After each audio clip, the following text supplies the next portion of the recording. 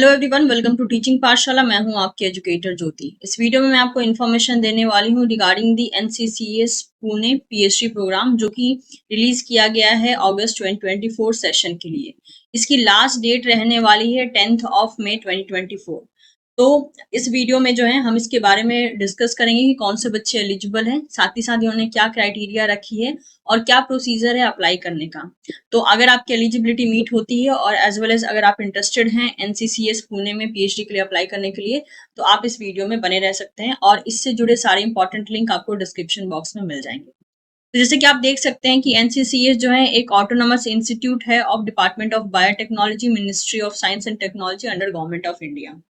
अगर हम बात करते हैं इनके पीएचडी प्रोग्राम की, तो इन्होंने अगस्त 2024 सेशन के लिए जो है पीएचडी के एप्लीकेशन फॉर्म को रिलीज किया है, जिसमें कि आपको अलग अलग फील्ड में जो है रिसर्च करने का मौका मिल जाएगा। जैसे कि हो गया यहाँ पर मेंशन है cell and molecular biology, structural biology, bioinformatics, system biology, neuroscience, immunology, infection biology, cancer biology, microbial ecology etcetera.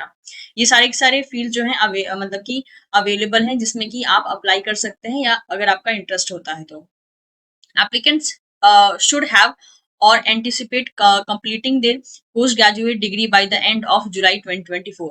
तो जो भी बच्चा अप्लाई करेगा, मतलब इसके लिए मेंशन किया गया है कि आपका जो पोस्ट ग्रेजुएशन है वो जुलाई 2024 तक कंप्लीट हो जाना चाहिए with and hold a valid GRF from selected agencies like CSIR, UGC, DBT category 1, ICMR, BI, NC और DST Inspire।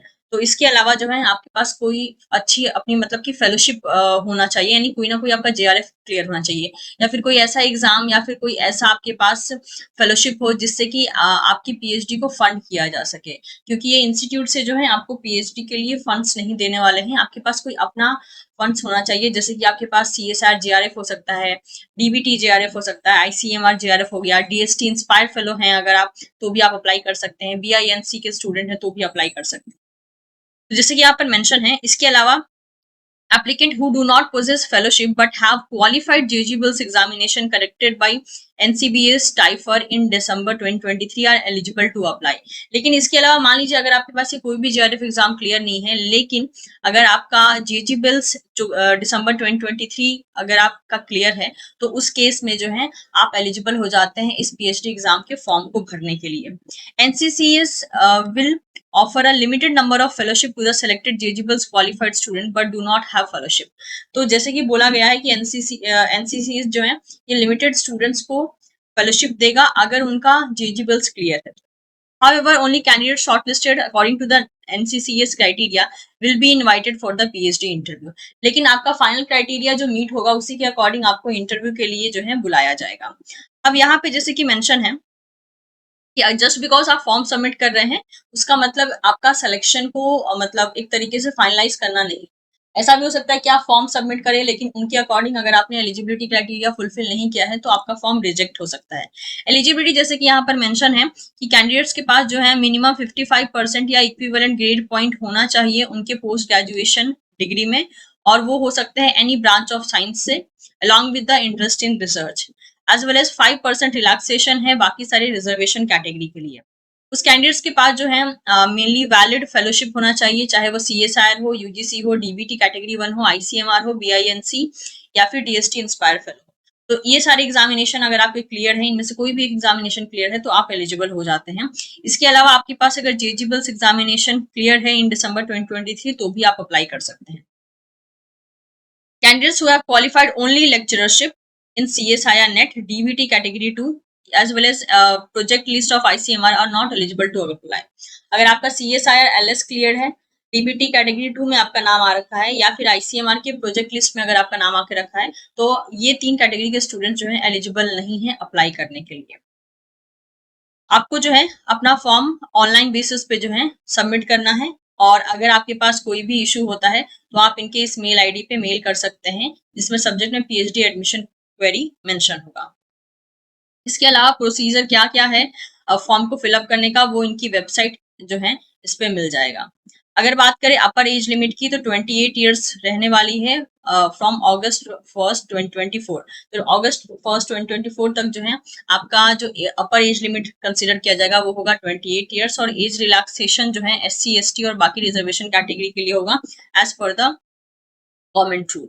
इसके अलावा जो है the terms and condition pertaining for the fellowship will be according to the funding agency that grant the fellowship. NCCS will not be responsible for providing fellowship except the selected eligible candidates.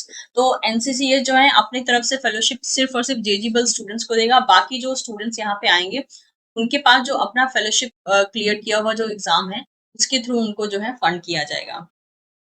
बाकी आप देख सकते हैं अगर आप reservation category के हैं तो आपके पास जो है वैलिड सर्टिफिकेट रहना चाहिए उस कैटेगरी को प्रूव करने के लिए। अगर हम बात करें इंपॉर्टेंट डेट्स की तो जो लास्ट डेट होने वाली है एप्लीकेशन फॉर्म की वो होने वाली है 10 मई 2024। जो स्टूडेंट का लिस्ट पब्लिश किया जाएगा जो कि शॉर्ट लिस्ट किए गए हैं फॉर द इंटरव्यू वो देखने को मिल जाएगा 20 मई 2024। First round of interview online होगा जो कि हो सकता है 3 से लेके 5 जून के बीच में। रिजल्ट जो है फर्स्ट राउंड का ऑनलाइन जो कि हुआ है उसको डिक्लेयर किया जाएगा 5 जून 2024 तक। फाइनल राउंड ऑफ इंटरव्यू जो है वो भी ऑनलाइन लिया जाएगा जो कि 6 एंड 7 जून को कंडक्ट किया जा सकता है, और रिजल्ट जो है 14 जून 2024 तक आपको देखने को मिल सकता है। Interaction and finalisation of a guide in person and joining जो है 22 जुलाई से लेकर 1 अगस्त के बीच में हो सकता है। तो यहाँ पे जैसे कि मेंशन है the selected candidates are required to be present at NCCS from 22 July to 1 August to engage in discussion with the scientist, finalize their research guide, and complete their joining procedure. Accommodation during this period will be provided by NCCS. तो आपको जो है 22 जुलाई से लेकर 1 अगस्त तक आपको NCCS में available रहना पड़ेगा, जहाँ पे आपको आपके गाइड का सिलेक्शन का जो भी प्रोसीजर है वो पूरा करना होगा, आपका ज्वाइनिंग का प्रोसीजर पूरा करना होगा, और साथ ही साथ जो भी एक इम्पॉर्टेंट आप कह सकते हो कि जो रूल्स एंड रेगुलेशन होते हैं, जो भी फाइनल मतलब एडमिशन लेने से पहले जितने भी आपको फॉर्मेलिटी पूरे करने होते हैं वो सारी चीजें जो है आपको उसी पीरियड में कंप्लीट करना होगा। आप ऑनलाइन अप्लाई कर सकते हैं और आपके पास जो है एक वैलिड जीमेल आईडी होना चाहिए ऑनलाइन फॉर्म को फिलअप करने से पहले। तो ये था सारा का सारा detail for the national centre for sale and science which is situated in Pune. अगर आप इंटरेस्टेड हैं इनके PhD प्रोग्राम के लिए और आपके एलिजिबिलिटी क्राइटेरिया मीट होती है तो आप अप्लाई कर सकते हैं। Thank you so much everyone. Do like this video if you find this video useful, and don't forget to share this with your friends who are preparing for different license examination as well as they are looking for some kind of job and projects. And of course, don't forget to subscribe Teaching Pathshala for more such videos. Thank you so much. Have a great day, guys.